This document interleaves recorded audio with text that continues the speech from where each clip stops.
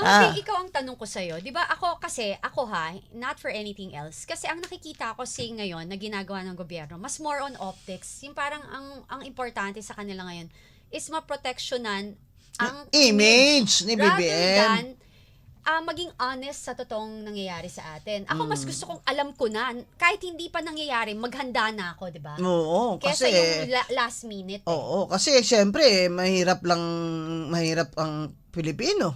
Karamihan mahirap. Kung wala naman pong yung tinatawag ni Senator Loren kanina sa usapan natin, yung subsidy ba?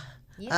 It can come in different forms, di ba? Yes. Kasi pwede namang yung mga bus papuntang probinsya. Pwede namang di bayaran ng gobyerno ang pamasahe kahit one way lang, hindi ba? Pinapasa po lahat sa LGU, sa mga cities at towns. Alam nyo naman, hindi naman ho lahat ay may kaya, hindi naman lahat first class cities or towns. Kaya hindi unfair po yung ginagawa ni BBM sa atin. Number one, di natin alam ang tunay na sitwasyon dito sa energy crisis, at ang mga solusyon ay hindi naman po nila talaga nilalatag sa atin. Ngayon, yun nga sinasabi ko, Kat, na wag na lang magkolekta ang BIR ng income tax this year, yun sa mga income level below 1 million. Kahit mag-file ka ng income tax, wala na lang munang babayaran tax. Kumbaga, palugit na lang yan, di ba? Tama, kasi ang hirap ang dami nating tax.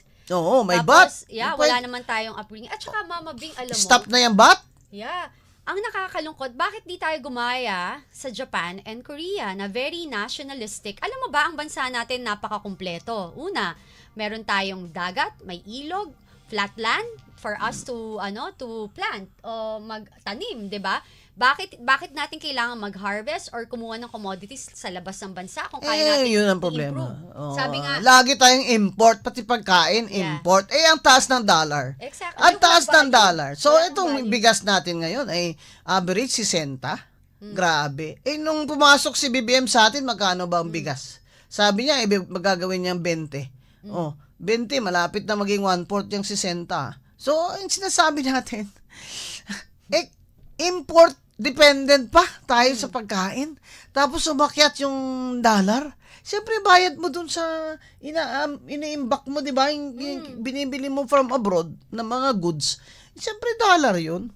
Kaya, kahit OFW, hindi ho happy dito sa pangyayari kasi kahit marami silang pesos in terms of dollars, yung peso nila ay sa every 1 peso ay 73 centavos lang naman po talaga ang value noon. Kaya, biro mo yun, halos 30%, wala nang value yung piso mo.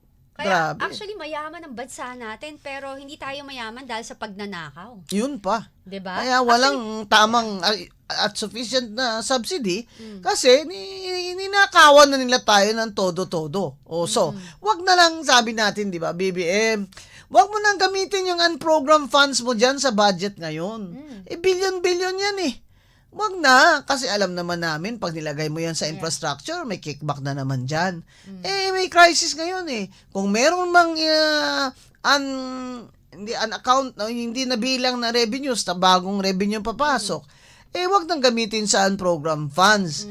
Pang-ayuda na lang, ipang-subsidy na lang sa ating mga kababayan na naghihirap.